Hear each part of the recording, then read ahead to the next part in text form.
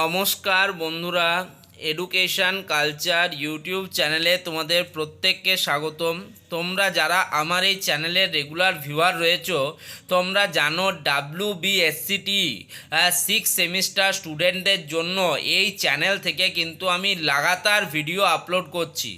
Already তোমাদের কিন্তু বিভিন্ন সাবজেক্টে সাজেশান আপলোডেড হচ্ছে। এখন আমি তোমাদের সাথে আলোচনা করছি WBSCT 6 সেমিস্টার ইলেকট্রিক্যাল ইঞ্জিনিয়ারিং স্টুডেন্টদের জন্য most important suggestion, energy conservation এবং অডিটের ফাইনাল পার্ট। আমি বলেছিলাম আমি শুধুমাত্র 3টে পার্ট দেব এবং তার মধ্যেই তোমাদের সমস্ত গুরুত্বপূর্ণ প্রশ্নকে কভার করব। ঠিক আছে, তো সেই রকমই অলরেডি পার্ট 1 এবং পার্ট 2 ভিডিও আপলোডেড হয়ে গেছে। এটা হচ্ছে ফাইনাল পার্ট বা পার্ট 3। তো চলো দেখে নিই প্রশ্ন কি কি রয়েছে।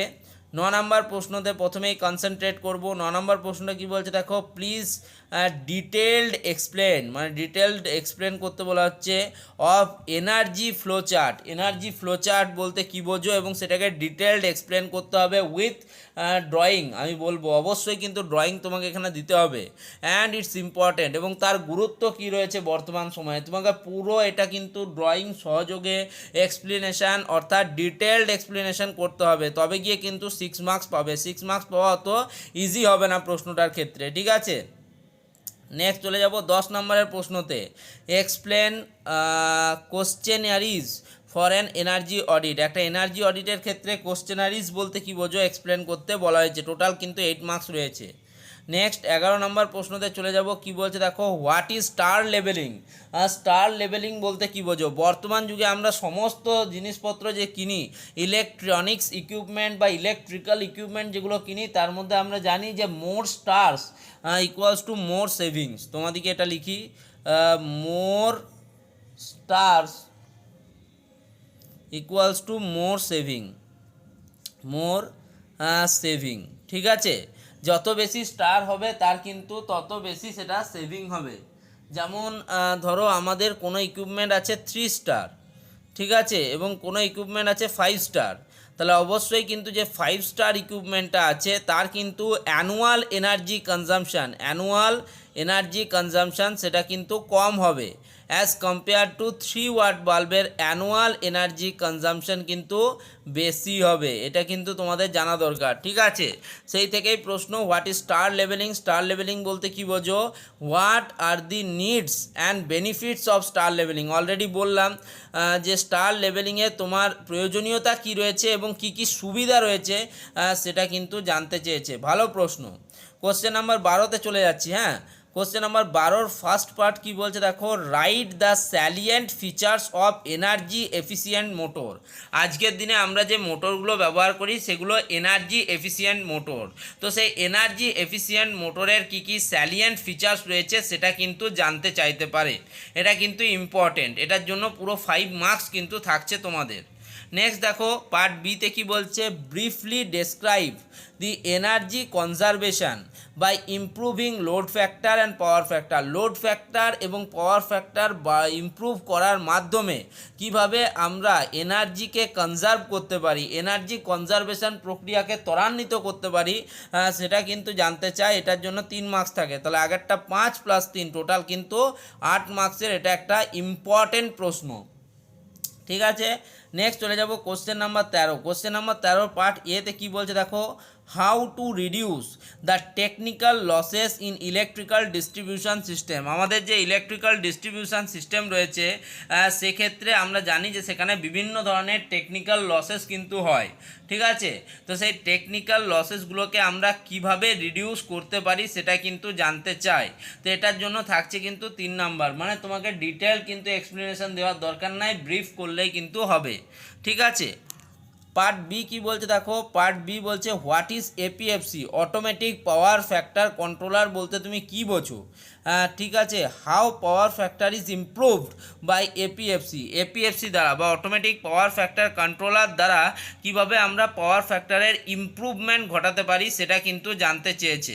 তুমি দেখো প্রশ্নগুলো একদম ডিটেলড প্রশ্ন, এই প্রশ্নগুলো ছাড়া এক্সামিনেশনে আসার মতো সেরকম আর প্রশ্ন নেই। তুমি ভালো করে এই 3টে পার্ট করো, এই 15টা প্রশ্ন করো, দেখো কিন্তু তোমার আশা করছি তোমার কিন্তু এক্সামিনেশন একদম প্রিপারেশন কমপ্লিট হয়ে যাবে। ওকে, তো তো চলো 14 নম্বর প্রশ্ন যাই। 14 নম্বর প্রশ্ন কি বলছে দেখো, what is energy management? Energy management বলতে কি বোঝো? তিনটে term, energy conservation, energy audit এবং এনার্জি ম্যানেজমেন্ট, এই তিনটে জিনিস বলতে কি বোঝো এবং কিভাবে করা যায়, এবং কি প্রয়োজনীয়তা রয়েছে, কি কি ক্যারেক্টারিস্টিক্স রয়েছে, কি কি বেনিফিটস রয়েছে, কি কি ডিসঅ্যাডভান্টেজেস রয়েছে, এগুলো কিন্তু অবশ্যই এক্সামিনেশনে করে যেতে হবে। তো এটাই বলেছে দেখো, what is energy management, what are the needs of energy management, energy ম্যানেজমেন্টের প্রয়োজনীয়তা কী রয়েছে সেটা কিন্তু জানতে চাই। ওকে, নেক্সট চলে যাব 15 নম্বর প্রশ্ন এবং লাস্ট প্রশ্নতে।